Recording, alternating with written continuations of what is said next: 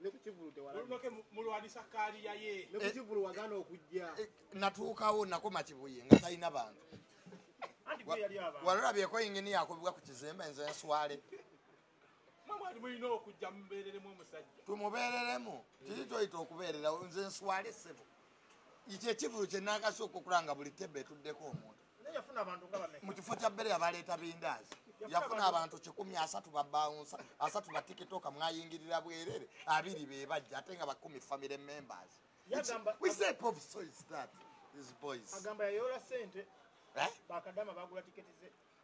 n'abaswaza yawonaye agamba yafunamu sente bakadama bali baguze tiketi yafunamu empologoma eriyo promota ategeka ekivulu kimusale ng'owaawe bamu milioni 2 najjamu mmeka promota namusanga akaabo nomusanga promota amira aspirin yebaka nwabu enkuba teyatonya tewaliwo okwekalakasa kyasala tewaliyo buli omwaka oli ku bisiraani bye buli omwaka oli ku biki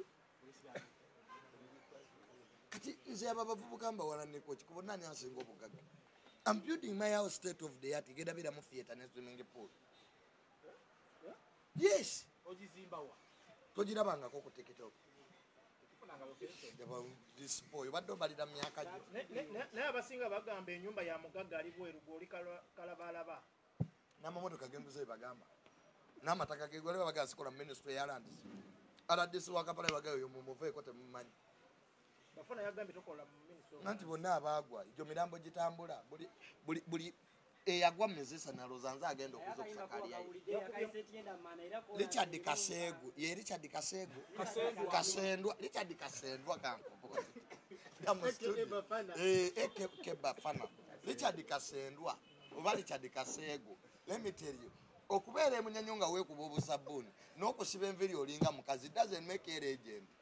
da mu studio yimbe oyo mwana Richard Kasegu oba Kasendwa Kebafana yatandika okuyimanga ne mupika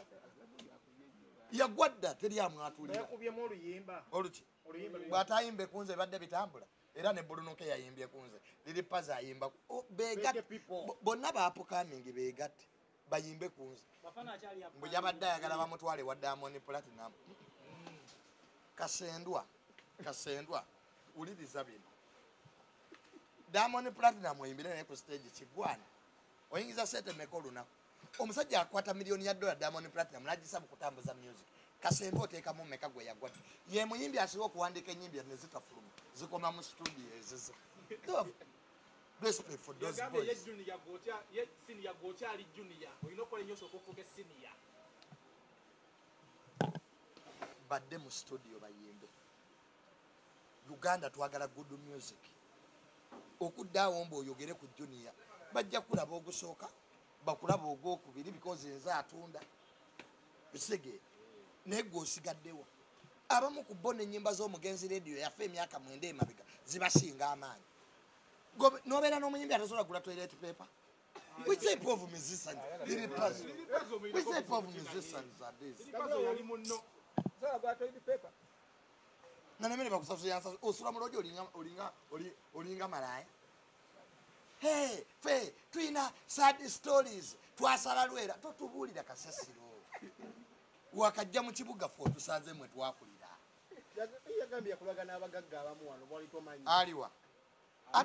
ati kyekizibu kyokuva mu kyalo n'otaggwamu kyalo omugagga bw'omumanya kiba kitegeeza akozadde mbwalina amini amugulira ndaweya naye omuvubuka ku myaka gya 5 kuno nemba zikagudde mukalinga omulamu bukatulya bwoti eyamujjanjaba omunyo Bobi Wine nga tamwebazanga wano omunyo gwali teguvuddeyo n'ebyenda Bobi Wine n'amuyamba ne bakawa emiliyoni 2 kavume Bobi Wine kasiru nnyo kavuma alien sikini ne kagenda ewe alien nankubira nangamba nkakubira ono nemga akaleke kajja kufa obutwa kakagwagwa badde mu studio bayimbe ebyo balowooza Amini ajja tugulira ndaweya Amini ajja kutuyamba my brother omugagga bwakuyamba baga kwatirako tebufuuka bombowa so abayimbi baddeyo bakoleki tola Diamond Platinum ajja kutujooga wanoonyeza gw'oteekawo naye nga taliiwo eyabadde Kenzo na Bebe Cool be basobola n'eka miliyoni nosanga omuyimbi ali mbamalaya gyasalize ennyimba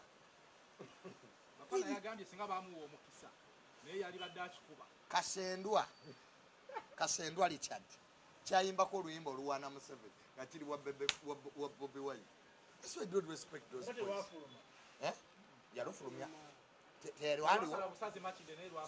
zikomawe wasula naye bannange gavumenti etuyambe eteekewo akakiiko akawuliriza ennyimba nga tezinnafuluma abamu bajja kudde balimu obutungu lwobo si bayimbi mirimu gyabula